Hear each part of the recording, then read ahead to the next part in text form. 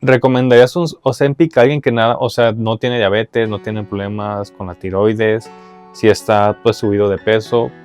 ¿Lo recomendarías el Ozempic nada más para bajar de peso? Principalmente como tiene acción sobre el vaciamiento gástrico, casi todos los efectos secundarios son gastrointestinales. Obviamente creo que el contexto en el que se ha abordado la obesidad por mucho tiempo es lo que hace que tenga una mala connotación. Eso no quita de que sea una enfermedad desde el punto de vista de medicina, pero creo que la connotación social que se ha hecho alrededor de una persona que vive con obesidad es lo que es verdaderamente triste y preocupante. Y ahorita se considera incluso el tejido adiposo precisamente un órgano endocrino, lo que comentas. Produce hormonas. Una de las hormonas que produce, por ejemplo, es la leptina. ¿Cómo crees que podemos vivir mejor? Vivir mejor, más allá de lo evidente, con Zach Torres. El contenido de este podcast es informativo y refleja opiniones personales. No sustituye asesoramiento médico, psicológico ni profesional. Si necesitas ayuda, consulta con un especialista calificado. Hola, ¿qué tal amigos? ¿Cómo están? Bienvenidos a un episodio más del podcast Vivir Mejor, más allá de lo evidente. Yo soy Zach Torres. Los invito a que se suscriban, compartan y nos sigan para poder crecer este proyecto. El día de hoy tenemos un tema bastante interesante y algo bastante actual. Para eso nos acompaña Melissa García, endocrinóloga. Melissa, ¿cómo estás? Bienvenida. Muchas gracias, Isaac. Pues gracias por la invitación. Es un tema que la verdad me gusta mucho abordar y pues espero que mi intervención sea adecuada para las personas que nos están viendo para o las escuchando. Personas que nos están viendo, nos están escuchando. Perfecto, Melissa. Muchas gracias. Al contrario, gracias por darte este tiempo, este ratito que nos vas a compartir desde tu especialidad. Y me gustaría que nos expliques, nos des un breve resumen justo de eso, de la preparación que tienes como endocrinóloga. Primero que nada, soy médico cirujano. Estudié en la Universidad Autónoma de Guadalajara. Hice 2 años de medicina interna, avalado por la Universidad de Guanajuato, y posteriormente realicé mi especialidad en endocrinología y nutrición en el Centro Médico Nacional de Occidente. Ok, súper bien, Melissa. Pues mira, te voy a hacer unas preguntas que nos mandaron los seguidores, obviamente de acuerdo al tema que vamos a abordar, que es el tema de la obesidad y el Ozempic, ¿no? Que está tan de moda ahorita y tan nuevo, que justo son de algunas cosas que vamos a hablar ahorita. Y la primera es, ¿qué tan cierto que la obesidad es una enfermedad? Sí, actualmente todas las definiciones de todas las guías y los organismos de salud a nivel internacional lo consideran como una enfermedad multifactorial que además tiene impacto directamente sobre la calidad de vida y ya se considera un factor de riesgo de predisposición para muchas otras enfermedades. Ok, pero ¿y qué específicamente o qué características debe tener para que ya sea catalogada como enfermedad? ¿Justo ser un factor de riesgo o qué otras cosas se podrían definir como para decir es que sí es una enfermedad por esto y por esto? Es una enfermedad porque ya directamente genera una serie de complicaciones que van desde predisposición a diabetes, que va hacia hipertensión, apnea del sueño, incluso se ha relacionado con 13 tipos de cáncer.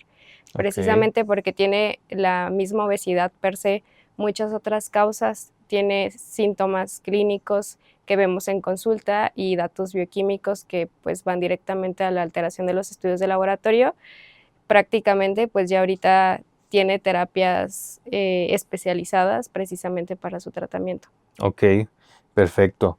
La siguiente pregunta es, ¿qué papel juegan las hormonas en el aumento de peso? La verdad es que sí influye bastante. En consulta principalmente y dentro del abordaje precisamente de la obesidad, primero abordamos, ya sabes, estilos de vida, detectar alimentación, sedentarismo. Lo siguiente es cuestiones familiares y lo tercero siempre es abordar situaciones hormonales que nos puedan predisponer a aumentar el porcentaje de grasa, que es la adiposidad, y principalmente las hormonas que pueden llegar a alterarla pueden ser la insulina, niveles altos de cortisol, incluso el hipotiroidismo que prácticamente disminuye nuestro metabolismo. Entonces, esas son como las 3 principales. Ya hay otras un poquito más especializadas que pues hormona del crecimiento, etcétera, pero principalmente esas 3 son las que debemos de abordar dentro del diagnóstico de la obesidad. Es que sí, Juan, hay un papel importante. Muy bien. ¿Quiénes pueden usar Ozempic y quiénes no deberían tomarlo? Fíjate que la recomendación actual sobre la indicación de este tipo de medicamentos es que tengamos un índice de masa corporal arriba de 30, o sea, que ya tengamos una obesidad diagnosticada y establecida Ujú. o que tengamos sobrepeso. Pero dentro del IMC, un IMC arriba de 27 ya se considera indicación siempre y cuando se acompañe de alguna complicación relacionada con la obesidad, ya sea dislipidemias, que es colesterol, triglicéridos altos, hipertensión, apnea del sueño, una diabetes establecida o que ya tengamos una situación de resistencia a la insulina. Cuando ya tenemos alguna de estas y una situación de sobrepeso, el paciente ya se hace candidato a. Ok, y aquí me surgió otra pregunta, mencionaste de lo del IMC, o sea, ¿en qué momento o cuál es la forma más adecuada para decir ya estoy o sea, ya tengo obesidad o estoy obeso? Porque también tengo entendido que este tema del IMC a veces pues es un poco medio pues truculento, ¿no? Porque están también que si los músculos, que si el agua, que si no sé qué. Entonces, ¿cuál sería la forma más precisa para definir si sí tengo obesidad o no tengo obesidad? En teoría podemos utilizar estudios de bioimpedancia, que son estas básculas muy novedosas como la InBody, que nos puede estimar precisamente mediante este método de bioimpedancia eléctrica el porcentaje de grasa que una persona tiene. Hay otros métodos que nos ayudan de forma indirecta como para determinarlo, como el índice cintura-cadera, el índice cintura-altura, que pues nos estiman principalmente el riesgo que supone tener obesidad central.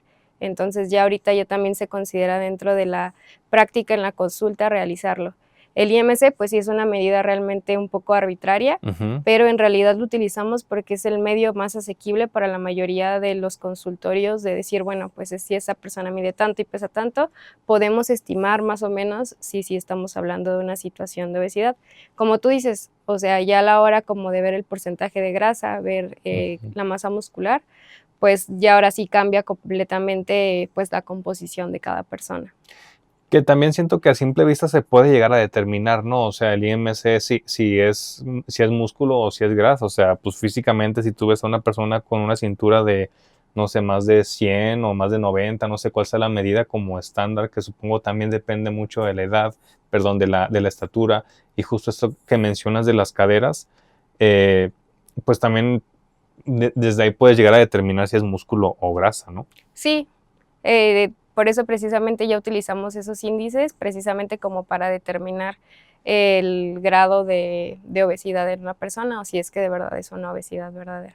Oye, y por ejemplo, eh, ¿qué medidas, no sé si hay como algo estándar o alguna fórmula de lo que mencionas de la relación de cuánto te mide la cintura con la cadera? Porque también hay personas, no sé si sí se use todavía con complexiones más anchas o más delgadas. Me acuerdo, o sea, se hablaba que de los ectomorfos, los mesomorfos, pero que también con ejercicio o dieta podrías pasar de uno a otro. Entonces, como que eso ya quedó un poco obsoleto. O sea, ¿qué determinaría en todo caso? ¿La cadera? Más que nada es la cintura. Ok, pero Ese, por ejemplo, si tengo cadera chiquita, o bueno, al revés, si tengo una cadera muy ancha, pues mi cintura, pues, en teoría también va a ser más o menos a proporción, ¿o no? la verdad es que ahí influye mucho el sexo principalmente. Mm. Las mujeres tenemos tendencia a acumular más grasa en la zona periférica. Los hombres, al contrario, decimos que es una adiposidad central. En Ok. realidad, la adiposidad central, es decir, acumular más grasita en abdomen, esa es la que es potencialmente más peligrosa. O sea, los Entonces, hombres. en general, incluso hay mujeres que también pueden Ok. acumular grasita en el abdomen, es más que nada como la redistribución. Mm. Entonces, si tenemos ya una adiposidad central aumentada, o sea, una cintura arriba de 88 en mujeres, arriba de 112 en hombres, ya consideramos que eso es un factor de riesgo que contribuye a hacer el diagnóstico de una persona que vive con obesidad. Arriba de 112 en hombres. 102. 102. Ujú. Ah, ya me está dando 10 centímetros ahí de más holgura. Ok, 102. ¿Y por qué es más peligroso? Te entiendo que es la grasa visceral, ¿no? Sí. ¿Por qué es la más peligrosa? Es la que se ha asociado a complicaciones cardiovasculares, metabólicas, principalmente a nivel de hígado, el famoso hígado graso. Ujú. Entonces es la que ha demostrado que tiene pues más complicaciones a nivel cardiovascular. Ok, o sea, pero fisiológicamente también llegué a escuchar que, por ejemplo, la grasa también llegaba a segregar ciertas sustancias que inflamaban y todo eso, o sea, también Sí. es un poco por esa parte. Sí, en general el exceso de adiposidad en el cuerpo nos genera un grado de inflamación, pues baja, pero no deja de ser un grado de inflamación. Entonces, obviamente ya ahorita con todo lo que se ha estudiado, ya ahorita se considera incluso el tejido adiposo precisamente un órgano endocrino, lo que comentas, Mm, produce hormonas. Una de las hormonas que produce, por ejemplo, es la leptina, que es la hormona que nos hace sentir saciados, entre otras tipo de sustancias inflamatorias. Entonces, cuando tenemos más grasa a nivel abdominal, se segregan más estas sustancias y ocasionan un estado de inflamación crónico en los pacientes. Por eso es que es importante detectarlo a tiempo, porque prácticamente al momento de detectarlo y tratarlo nos reduce muchas complicaciones a corto, mediano y largo plazo. Oye, pero por ejemplo, entonces si dices que ya está considerado como un órgano endocrino y segrega ciertas sustancias que entiendo también son necesarias, eh, por ejemplo, esto de la leptina que te hace sentir saciado, pues no sería entonces de alguna forma pensar entre más grasa tengo, segrego más leptina y me siento más saciado. ¿No funciona así? No, porque influyen otro tipo de hormonas. Ok. Por ejemplo, la insulina, en el cerebro está el centro del apetito, Mm, entonces, pues, en general puede haber un aumento de la grelina, que es la hormona que nos hace sentir más saciados. Entonces, sí hay como muchos desbalances bioquímicos y hormonales que nos pueden predisponer a perpetuar este estado de adiposidad crónica u obesidad. ok, pero también estar muy bajos de grasa no es tan recomendable, ¿o no? O sea, como en qué porcentajes, digamos, serían los saludables. Varía, eso sí, entre Ok. la edad y el sexo del paciente, o sea, ya hay cortes específicos de acuerdo a cada persona. No es Mm, el mismo porcentaje de grasa en un hombre a los 30 años que una mujer a los 30 años. mm, Entonces ahí sí se tiene que individualizar. ok. Obviamente ningún exceso es bueno y Ajá. precisamente, por ejemplo, en el caso de las mujeres, el no tener grasa corporal, pues nos puede predisponer a otras enfermedades precisamente hormonales. ¿Por qué? Ujú. Porque muchas de las hormonas esteroideas, las hormonas sexuales, se producen a partir de la grasa. Entonces es por eso de que es importante mantener un porcentaje de grasa saludable, ningún extremo es Sí, bueno. llegué a escuchar que incluso pueden llegar a afectar el ciclo menstrual, ¿no? Por ejemplo, algunas competidoras de físico-culturismo que tienen que reducir así muchísimo su grasa, pues que pueden llegar a perder el periodo justo porque no Sí, tienen la grasa necesaria, ¿no? sí, justamente. Ok, y esa grasa, digamos, como saludable, se podría decir, o ese porcentaje de grasa que sí necesitamos, lo ideal es que esté como, bueno, no es que uno la pueda distribuir en el cuerpo, ¿no? De que me la pongo aquí, me la pongo Ujú. acá, pero por lo general ese porcentaje de grasa pues ya es dependiendo de cada persona en dónde se le va a alojar. Sí, tiene un componente genético y Ok, también influye precisamente cierto tipo de hormonas. Por ejemplo, en el caso de la insulina, cuando hay una situación de resistencia a la insulina, típicamente la grasa empieza a tener una distribución central. Entonces los pacientes pues dicen de que toda la grasa, o sea, todo lo que he ganado se va a mi abdomen. mm, Entonces ella puede ser como algo sugestivo del diagnóstico. ok. Melissa, yo sí me gustaría que nos vayamos al tema de los Ozempic, así a Ujú. grandes rasgos. ¿Qué es? ¿Por qué surgió? ¿Para qué sirve? El Ozempic, la molécula se llama semaglutide. Es un análogo de receptor de GLP-1. Prácticamente lo que hace es que imita la acción de una hormona que se produce a nivel del intestino, que es el péptido similar al glucagón tipo 1. Lo que hace básicamente es que retrasa el vaciamiento gástrico, es decir, hace la digestión más lenta. El paso del alimento del estómago al intestino pues va a ser un poco más lento. De forma adicional, a nivel del hipotálamo en el cerebro, lo que hace es que aumenta las hormonas que nos mantienen saciados y disminuye las hormonas que nos hacen sentir hambre. Es por eso en realidad que los pacientes pierden peso. Si tenemos como menos hormonas que nos generan la señal del apetito y además nos llenamos más, Ujú. empezamos a comer menos y empezamos a inducir un déficit calórico. Estos medicamentos fueron diseñados para pacientes que viven con diabetes tipo 2. Vieron que en los estudios que los pacientes perdían peso y ya los empezaron a utilizar en pacientes sin diabetes y ya actualmente se utilizan dentro de las guías del tratamiento precisamente de la obesidad. Obviamente pues tienen efectos sobre la producción de la insulina entonces pues también mejoran el control y pues básicamente esa era la indicación inicialmente para pacientes con diabetes y ahorita te digo, ya los utilizamos para pacientes sin diabetes pero que viven con obesidad. Ok, que no tiene mucho tiempo que salió, ¿no? O sea, ese caso que serán unos, bueno, no sé, voy a echar mentiras, pero ¿cuánto tiempo más o menos tiene que ya se empezó a usar en pacientes? Los estudios deben de ser de hace 10 años Ok, aproximadamente. Es un medicamento, la verdad es que es bastante nuevo, porque pues primero hacen los estudios por fases y ujú, posteriormente ya los empiezan a comercializar. Realmente yo creo que el boom que tuvieron hace 3 años, sí, 4 máximo, años. ¿no? Ujú. Ok. Y aquí en México ya se puede también, no sé si es con receta o alguien pueda llegar así a pedirlo a la farmacia o cómo. No, no es con receta. Ok. Creo que ahí también Está un poco el peligro, está ¿no? un poco el peligro justo por los efectos secundarios que uno puede llegar a tener. Hay ciertas contraindicaciones, entonces no es como para todas las personas. ¿Y cuáles serían esas contraindicaciones o efectos secundarios que ya se empiezan a ver un poco, comentábamos antes de empezar a grabar, que ya se empiezan a ver ciertos ahí, pues sí, efectos secundarios negativos? ¿Cuáles son o cuáles te han tocado a ti saber? Principalmente como tiene acción sobre el vaciamiento gástrico, casi todos los efectos secundarios son gastrointestinales. El número uno es náusea, pueden llegar a tener diarrea, estreñimiento, incluso llegar a vómito, pero estos síntomas o estos efectos secundarios se relacionan mucho con la alimentación. En el momento en el que empezamos este tipo de tratamientos, comer alimentos grasosos, irritantes, fritos, nos puede exacerbar este tipo de síntomas. Precisamente para evitarlos, pues están prohibidos durante el tratamiento y en consulta se tiene que ir titulando poco a poco la dosis. No se puede empezar como con las dosis más altas, en las que nos prometen una pérdida de peso importante, precisamente porque el paciente tiene que tolerarlos y pues empezar a hacer cambios directamente en sus hábitos alimenticios. Otros efectos secundarios que son más raros, colelitiasis, que es cuando se forman piedras a nivel de la vesícula biliar, o llegar a tener pancreatitis, que pues es la inflamación del páncreas.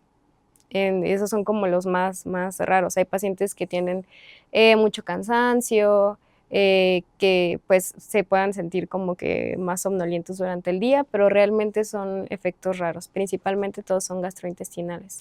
Pues también podría ser un poco por esto mismo de que, pues, aunque no quieran o aunque no tengan la disciplina de hacer un déficit calórico, a final de cuentas lo que está pasando también, ¿no? Porque están comiendo menos, pues a lo mejor también por eso puede que se lleguen a sentir como más cansados y Sí. somnolientos, ¿no? Ujú. Y, por ejemplo, ¿por cuánto tiempo como me imagino que depende mucho de cada paciente, pero normalmente, o sea, es de que tengo entendido que son inyecciones o son pastillas o cómo es?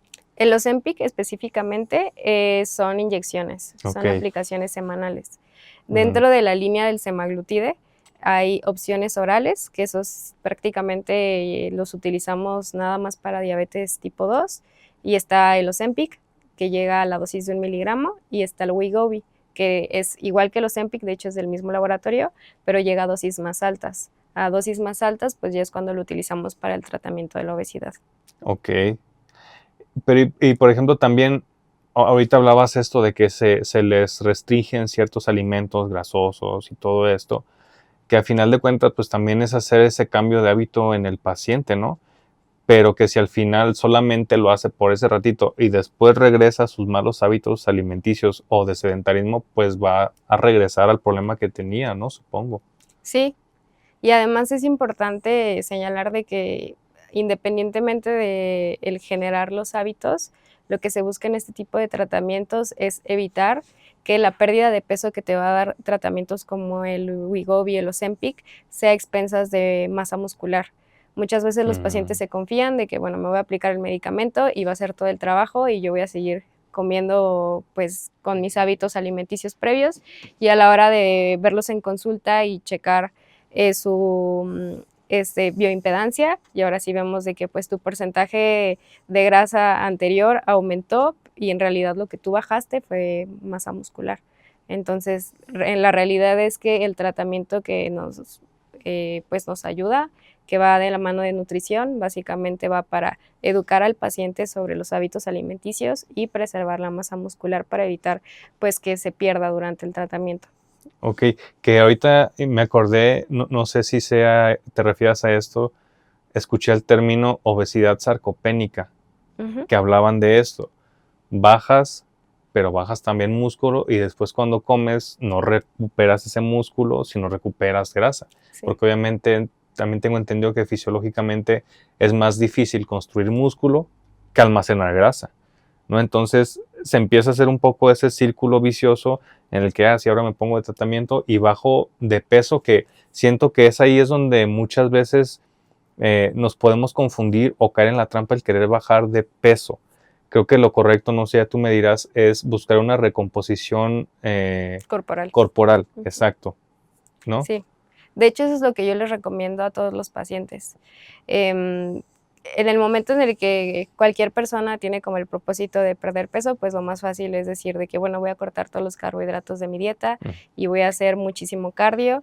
Y sí, probablemente pues pierdan peso, pero hay que ver qué peso estamos perdiendo. Si estamos perdiendo al principio, siempre se va a perder agua, después vamos a tener cierta pérdida de grasa, pero si seguimos como con este patrón restrictivo, con muchísimo cardio, pues obviamente nos vamos a llevar músculo. Y justo lo que dices, el músculo es muy difícil de volver a construir. Ujú. Entonces el plan siempre es de que, bueno, si eres candidato a este tipo de medicamentos, los iniciamos, pero siempre con un plan alimenticio que precisamente vaya dirigido a la recomposición corporal.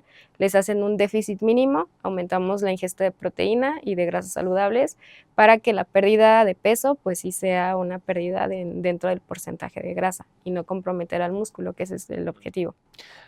¿Recomendarías un Ozempic a alguien que nada, o sea, no tiene diabetes, no tiene problemas con la tiroides, si está pues subido de peso? ¿Lo recomendarías el Ozempic nada más para bajar de peso? Si tiene la indicación de obesidad establecida, sí. Si Ok, no, no es indicación. ok. ¿Cuáles serían los riesgos de automedicarse con el Ozempic, por ejemplo? Principalmente los efectos secundarios, porque ahorita como está en venta libre, pues muchos pacientes empiezan como a aplicárselo, aparecen estos efectos secundarios y lo dejan o siguen y puede generar complicaciones justamente como pancreatitis, temas de deshidratación. En algunos pacientes que no tienen conocimiento pueden tener afecciones tiroideas, entonces ahí sí recomendaría de que pues siempre lo lleven de la mano de algún médico especialista. Ok, que siento que es lo que pasa muchas veces cuando sale algún medicamento o algo así novedoso que ayuda en ciertos casos, pero que luego también muchas personas lo quieren ver como la varita mágica en lugar de cambiar ellos sus hábitos y su estilo de vida, como, más fácil, pues, nada más me tomo esto y ya, no sé, bajo de peso en este caso, pero no toman en cuenta justo esto de a mediano plazo o en corto plazo puedes ver después cosas, o sea, que ni te esperabas y que a lo mejor era más fácil, pero un poco más tardado hacer las cosas bien, ¿no? O sea, alimentarte bien, hacer ejercicio y todo este tipo de cosas. Sí, hay ciertos pacientes que por cuestiones de que la obesidad también tiene un componente genético, o sea, ya hay Mm, más como de 100 genes que se han relacionado precisamente con situaciones de obesidad, por disregulaciones hormonales precisamente, sí se benefician de este tipo de tratamientos. ok. Ahorita prácticamente dentro de las guías de obesidad, pues sí se consideran en los pacientes adecuados. Hay otras alternativas que aceleran el metabolismo, pero principalmente en consulta se tiene que determinar el tipo de paciente para poder otorgarle un tratamiento. No todos los pacientes son candidatos a Ozempic, a Wegovy, a Mounjaro. Hay ciertas indicaciones como para otros tipos de medicamentos que se utilizan, pero ahí sí siempre es de la mano de algún doctor. Ahorita pues no Regulación. hay regulación, tristemente, Ujú. para este tipo de medicamentos, entonces también eso permite, pues, que los pacientes se automediquen, incluso de que salgan copias de este tipo de medicamentos Mm, y, pues, al final del día el paciente, pues, es el se mismo pone el en que riesgo. se pone en riesgo, exacto. Oye, y Ozempic, tal cual es la marca entonces. Ujú. Puede haber otras con lo mismo y le ponen otro nombre y ya. Ahorita en México, las marcas que tienen el semaglutide subcutáneo para el tratamiento de obesidad es Wegovy y Ozempic, Ok, que te digo que son del mismo laboratorio. ok. Hay otro medicamento que es un análogo dual, es decir, que actúa sobre dos hormonas, que es el tirzepatide, el Mounjaro. Esas son las únicas marcas que están avaladas por COFEPRIS para utilizarse dentro del contexto de obesidad. Ok. Y ahorita mencionaste este tema de que sí hay componentes genéticos que pueden favorecer la obesidad, porque me acuerdo que también hace tiempo se decía como que no es genético, es más bien que aprenden los malos hábitos alimenticios y por eso ya después también pues, están obesos las personas, ¿no? Pero entonces sí hay genes que te pueden predisponer a ser más obeso, no solamente también tú, o sea, fisiológicamente que puedas almacenar más grasa, sino que ya genéticamente también puedes estar predispuesto a esto. Sí, hay enfermedades monogénicas que decimos que pues ya nos pueden predisponer a una situación de obesidad. Pero ya ahorita la verdad es que pues con el mundo tan actualizado en cuanto a tipos de alimentación, el sedentarismo, que pues ya ahorita no es como que tan factible pues moverse, comer mejor, Ujú. ya se considera una enfermedad poligénica, es decir, ya tiene muchísimas causas, ya no solamente es el componente hormonal. Obviamente yo les digo a los pacientes de que pues si ya tenemos algún familiar cercano de primer grado que vive con una situación de sobrepeso u obesidad, ya vamos a estar predispuestos en algún momento de nuestra vida a tener esto. Eso pues obviamente va a estar influenciado precisamente de nuestros hábitos alimenticios, de nuestra actividad física, también del nivel sociocultural. Entonces, por eso es Mm, importante considerar al paciente pues como un todo, no nada más enfocarnos en que pues estás comiendo mal, no estás haciendo ejercicio, sino también echar un vistazo como a nivel a su familiar contexto. y a su contexto social. Ujú. Sí, también hay una parte ahí, creo, muy importante, mental, emocional, que puede jugarte o a favor o en contra, ¿no? Y siento que, espero que no se haga tanta polémica, pero ¿qué opinas, por ejemplo, de este discurso que hay ahorita de acepta tu cuerpo? Estar obeso no está mal, no es una enfermedad, no es un problema de salud pública. ¿Qué opinas de esto? Mm, la obesidad sí se considera una enfermedad. Ujú. Obviamente creo que el contexto en el que se ha abordado la obesidad por mucho tiempo es lo que hace que tenga una mala connotación. Eso no quita de que sea una enfermedad desde el punto de vista de medicina, pero creo que la connotación social que se ha hecho alrededor de una persona que vive con obesidad es lo que es verdaderamente triste y preocupante. Ujú. Em, Simplemente antes, por ejemplo, una persona que vive con diabetes, decíamos, es un paciente diabético.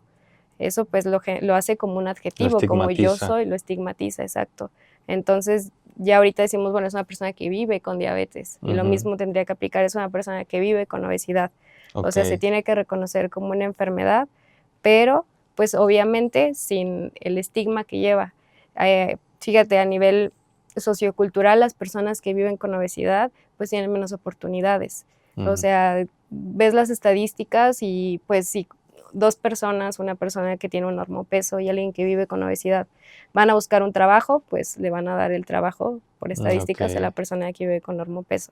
Ujú. Entonces, creo que como sociedad eso sí tenemos que modificar, Sí. sin dejar a un lado de que, pues sí, es una enfermedad que nos predispone a muchas enfermedades, pero sin esa connotación negativa que existe.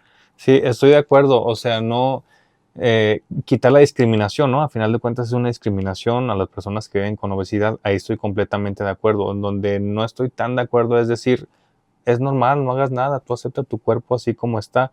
Estoy de acuerdo en el mensaje de acepta tu cuerpo, completamente de acuerdo. Pero tu cuerpo va a ser uno si tienes buenos hábitos alimenticios, de ejercicio, de así tienes malos hábitos. O sea, tu cuerpo va a ser el mismo, pero va a tomar una forma completamente distinta. Y en los dos casos lo estás aceptando, ¿no? O sea, donde no estoy tanto de acuerdo es justo eso, que se normalice o que digas, pues no hagas nada, si tú así estás a gusto, pues bueno, sí, si está así a gusto la persona, ¿no? Pero pues que, sí que no se quite esta parte de que, pues sí es una enfermedad. Sí, totalmente, porque te digo, o sea, se relaciona con 13 tipos de cáncer, nos predispone a hipertensión, problemas cardiovasculares, o Ujú. sea, ahí está el verdadero problema de una situación de obesidad. Ya. Oye, y por ejemplo, ¿qué es lo más común que tú ves en consulta con tus pacientes? El motivo principal justamente es obesidad. Ujú. Yo creo que ya cuando va relacionada de situaciones de diabetes, situaciones de resistencia a la insulina, problemas de hipotiroidismo o problemas de colesterol, triglicéridos altos.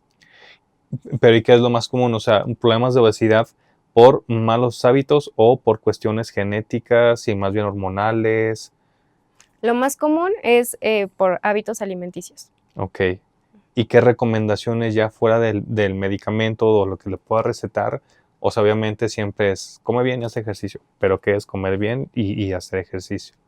No hay una dieta establecida como para una persona. Se recomiendan como la dieta mediterránea, Ujú. la dieta DASH, que ya son como protocolos alimenticios que nos proporcionan granos enteros, proteínas de alta calidad, grasas saludables. Entonces, todos los tipos de dietas deben ir orientadas a las necesidades del propio paciente. Es decir, hacer un cálculo de cuántas calorías su cuerpo necesita, si es necesario justamente hablar de la recomposición corporal y involucrar los 3 tipos de macronutrientes. A final del Ujú. día, los 3 los necesitamos para todas las funciones de nuestro cuerpo. Ok. El, em, lo único que sí se debería como de considerar es nunca elegir una dieta restrictiva. O sea, las dietas muy extremas, tipo la keto o Ujú. muy, muy bajas en carbohidratos, no van dirigidas como para todos los pacientes. Muchas veces en consultas si llegan los pacientes y me dicen, es que doctora, yo ya corté todos los carbohidratos de mi dieta y pues sigo igual y me siento mal y luego veo una galleta y pues no me como una galleta, me como todo el paquete. Entonces ahí sí les digo, a ver, ningún macronutriente es malo, no vamos a satanizar aquí los alimentos, simplemente pues hay que elegir bien y saber cuáles son tus porciones. Si en algún momento de la vida tú estás en una situación de restricción, en el momento obviamente en el que se te aparece algo, te vas a acabar todo y ahí viene un atracón y viene una situación de culpa y justamente son conductas que perpetúan psicológicamente lo que hablabas, que una persona pues tenga problemas con obesidad. Sí. Entonces, básicamente, pues es adecuar el tipo de alimentación de acuerdo al paciente. La mediterránea es como la que tiene más evidencia, también la DASH, las bajas en carbohidratos, incluso podrían ofrecer la misma pérdida a los 12 meses que algún medicamento como estos, pero la verdad es que sí se tiene que adecuar a cada persona. ¿Puedes dar un breve resumen como de estas dos dietas, de la mediterránea y de la DASH? La mediterránea, pues básicamente es la de el Mediterráneo, ahora sí. Ujú. Utilizamos pescados, atún, granos enteros, Mm. aceite de olivo, todo lo que es Vegetales. vegetales, exacto, nueces. Mm. Obviamente sí se utilizan carbohidratos, que básicamente son de grano entero, carbohidratos procesados, pues no, ni carbohidratos simples. La DASH es muy parecida, solamente que hay una disminución en el consumo de sales, por eso que es la que se recomienda para situaciones de hipertensión. Ok, ok.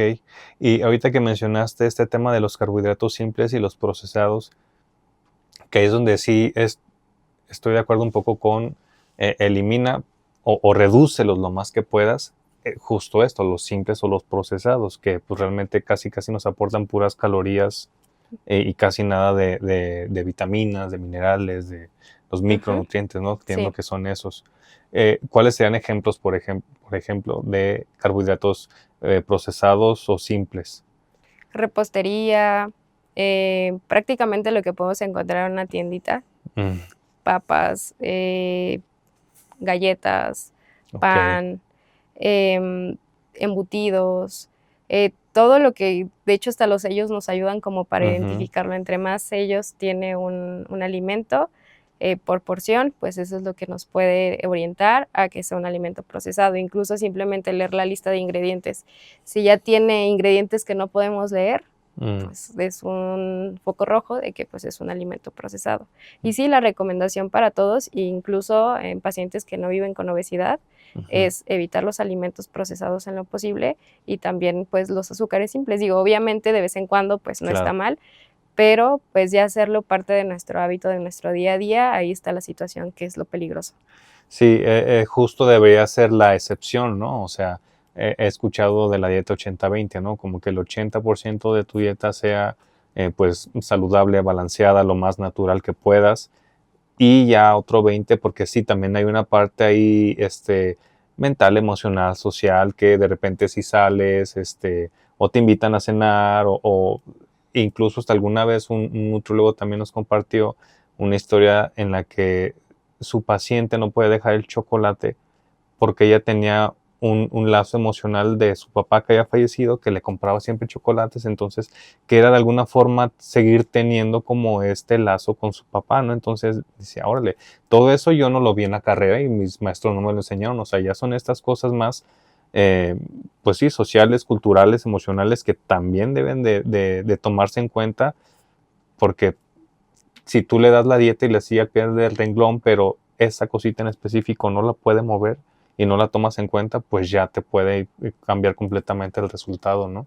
Sí, precisamente por eso sí se recomienda como individualizar cada caso. Justamente lo que comentas, pues que hemos crecido con la idea de que acábate todo tu plato porque los Ujú, niños de África no van a tener que comer ujú. y simplemente no escuchamos nuestro cuerpo cuando decir ya me llené. Sí. O estoy estresado, estoy estresada, me voy a comer todos estos carbohidratos porque así me siento bien, porque justamente lo relacionamos con un bienestar emocional. Ujú, Entonces, ahí precisamente en un paciente que vive con obesidad se debe identificar este tipo de factores de riesgo.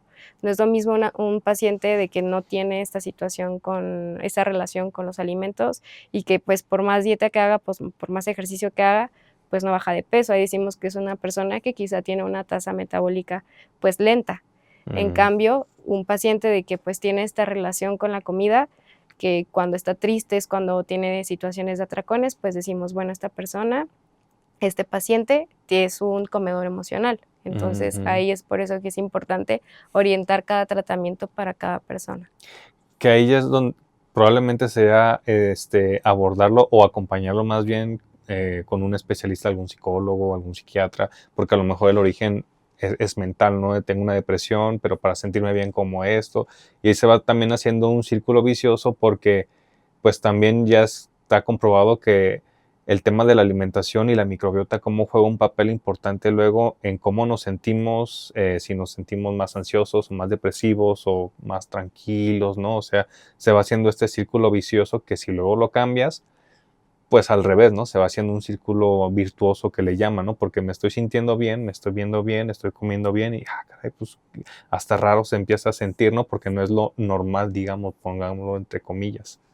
Sí, la verdad es que ya actualmente las pautas de tratamiento son multidisciplinarias, o sea, se involucra nutrición para el plan de alimentación, pues todo el tema de la actividad física con entrenadores, con médicos especialistas en el deporte.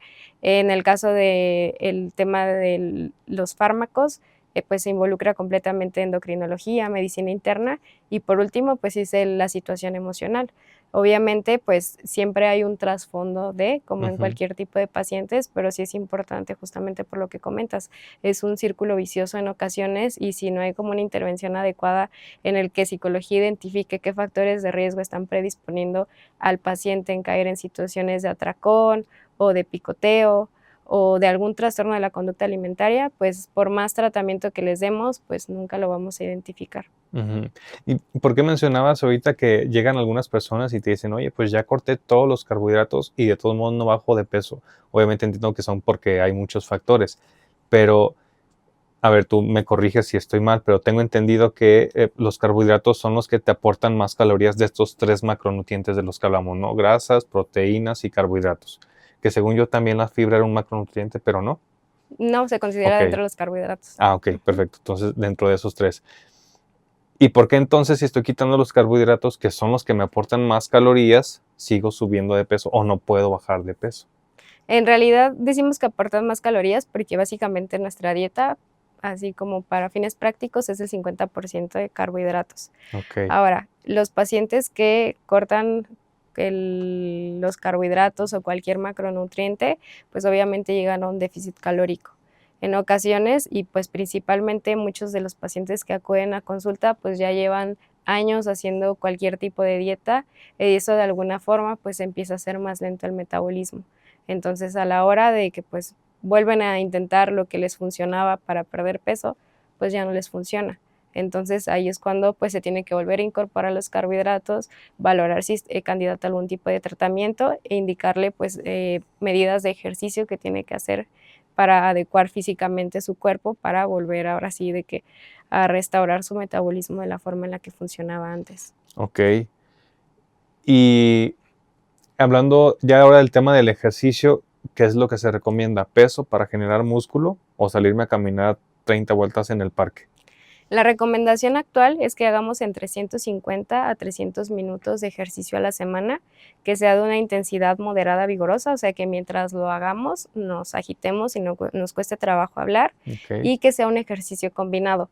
Antes pues sí se creía de que haciendo puro ejercicio cardiovascular Ujú. nos ayudaba al tema de la pérdida de grasa, pero actualmente pues ya se considera también el músculo precisamente como un órgano endocrino Ujú. que pues a la hora de hacerlo pues mejora la sensibilidad a la insulina, que esto a su vez nos ayuda a reducir el porcentaje de grasa y pues acelera el metabolismo. Yo les digo en la consulta, tanto el tejido graso como el tejido muscular queman calorías, solamente que el tejido muscular va a quemar más. Entonces, Ok. en el momento en el que tenemos más masa muscular, nuestro metabolismo está más activo. Simplemente, si una Mm, persona de 70 kilos que tiene más porcentaje de grasa y una persona de 70 kilos que es puro músculo, les das una pizza, ¿quién va a subir de peso probablemente? Pues el que tiene más porcentaje de grasa, ok. porque el músculo pues lo va a quemar muy rápido. El músculo necesita pues alimento, la grasa pues no necesita tanto. ¿Hay alguna relación como para comparar de, no sé, el músculo consume 100 calorías y la grasa 5? ¿O no hay algo así ya específico? No, no hay algo específico. Ok, Ujú. ok. Y ahorita que hablabas esto de que el músculo también se considera como un órgano endocrino, ¿qué sustancias llega a segregar? Tengo entendido que facilita el tema de la asimilación o de la insulina, pero de lo que llega a segregar, ¿qué es lo que llega a segregar o en qué ocasiones? O tengo entendido que, por ejemplo, en una cirugía o en un accidente, si tienes más músculo, pues te va mejor, te recuperas mejor, pero ¿por qué? Segrega citocinas, las miocinas, que son sustancias que nos protegen y principalmente el efecto que tiene sobre la insulina y sobre los receptores de glucosa, ese es el verdadero efecto a nivel de cuestiones de peso. Ahorita pues ya se está hablando muchísimo de la sarcopenia, en la que pues tenemos una disminución precisamente de la masa muscular. Ahorita, pues lo que se sabe precisamente sobre la sarcopenia es que entre menor masa muscular tengamos, justamente vamos a tener una recuperación más lenta en cirugías, en accidentes, incluso pues a partir de los 30, cuando empezamos a disminuir nuestra masa muscular por cuestiones de envejecimiento, cuando ya llegamos a los 60 años, 70 años y tenemos muy poca reserva muscular, pues eso nos puede predisponer a situaciones de osteoporosis, pues, de no ser completamente independientes durante la vejez. Entonces, Ujú. siempre les digo de que el músculo que construimos hoy en realidad va a ser pues, nuestro seguro de vida para Ujú. siempre. Sí. Entonces, por eso es importante y por eso es que esa es la recomendación de 150 a 300 minutos de cardio y de fuerza. Entonces, Mm. siempre priorizando el ejercicio de fuerza por lo menos 2 a 3 veces por semana. Ok, que hoy escuché un concepto que justo esto que mencionas es pensar en mi yo del futuro, en mi yo dentro de 10 años, dentro de 15 años, o sea, hoy trabajo para en el futuro seguir, obviamente a nadie nos gusta estar ahí sufriendo en el gimnasio y sudando y hay veces que sí, ¿no? Pero pues, por lo general pues es cansado, obviamente. Pero es justo eso, o sea, estar siempre apostando, o bueno, no apostando, sino viendo el beneficio que va a tener tu yo del futuro. Sí, justamente. O sea, yo les digo de que lo que están haciendo ahorita es lo que a los 70 años van a agradecer, Ujú. lo que están haciendo por su cuerpo. Citocinas y miocinas, Miocinas. Ujú. miocinas, que es como parte como del cuerpo del sistema inmune, o sea, van y reparan, ¿o qué es lo que hacen estas dos Sí, son sustancias? sustancias que nos ayudan a situaciones de inflamación. Ok, Ujú. a reducirla o a Sí, a prevenirla. reducirlo. Ok, súper bien. Pues qué interesante, Melissa, muchísimas gracias. Ya para ir cerrando, me gustaría preguntarte, ¿cómo crees que podemos vivir mejor? Siempre en balance. Esa sería la recomendación. Hablando específicamente sobre situaciones de sobrepeso u obesidad, Ujú. creo que la mejor forma es comer balanceado, siempre priorizando todos los macronutrientes de acuerdo a nuestras porciones y de acuerdo a nuestras necesidades.